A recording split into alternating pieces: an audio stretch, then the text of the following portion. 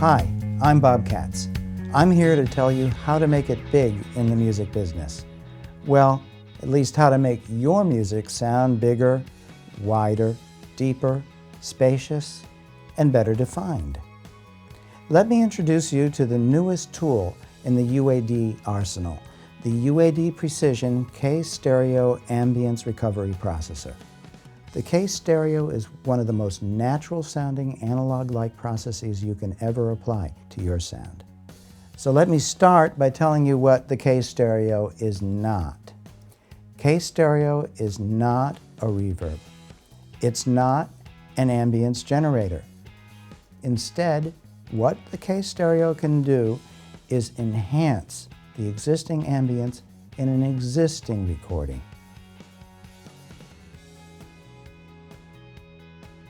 Perhaps you've never heard a process like this before.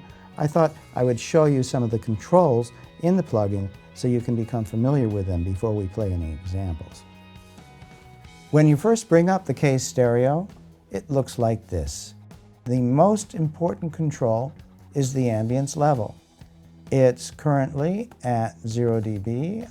I wouldn't recommend turning it up much more than +5, and chances are it's going to sound just fine once your ears get used to hearing the sound of ambience recovered at around 0 dB. In addition, we have the ambience filters. Different from a standard equalizer, these equalize the ambience in a recording. We can make the reverberation around, say, a vocal sound warmer or more present. We also provide a number of factory presets to help you get started. The K-Stereo can enhance, reshape, and equalize the ambience in a recording. Let's suppose that you mix a recording that sounds pretty good to you, but later on you discover that the stereo image is a bit small, and you just wish that you'd used a little bit more reverb and maybe had a bigger sound stage. Or that you wish that you'd used a better reverb, one with a warmer tone and a more spacious sound quality. For this hip-hop recording, I loaded a preset into the K-Stereo, which gives me ambience recovery. In addition, it puts in the ambience EQ. Now, the miracle of the K-Stereo process is that it's primarily going to affect the ambience on the snare drum and nothing else. Let's see if that's the case. First, we'll start with it out.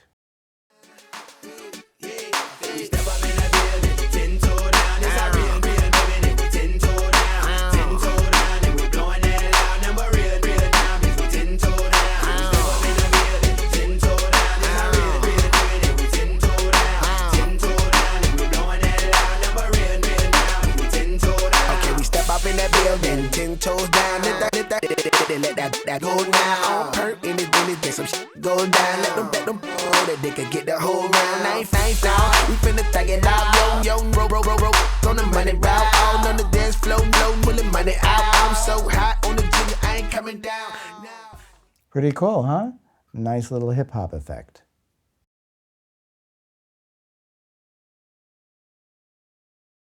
The K-Stereo is selective.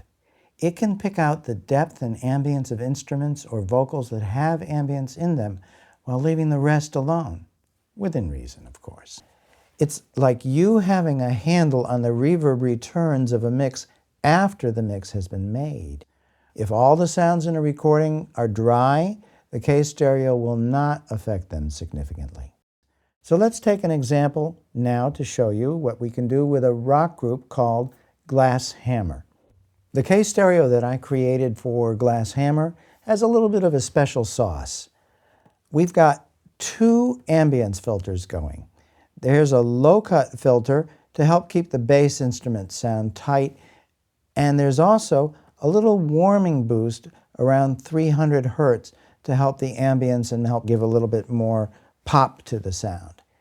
And remember, these filters are on the ambience channel, not the direct sound. Now let's take a listen.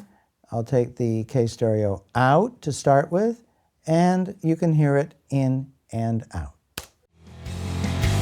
Let's plunge ahead and follow the darkness.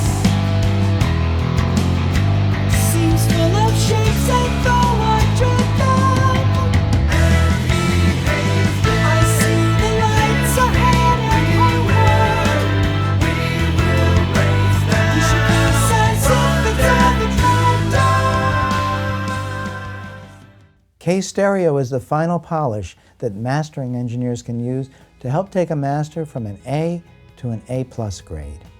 K-Stereo can also be used during the mixing process on stereo groups. For example, a stereo piano, which might have a small image, can be made bigger and more spacious.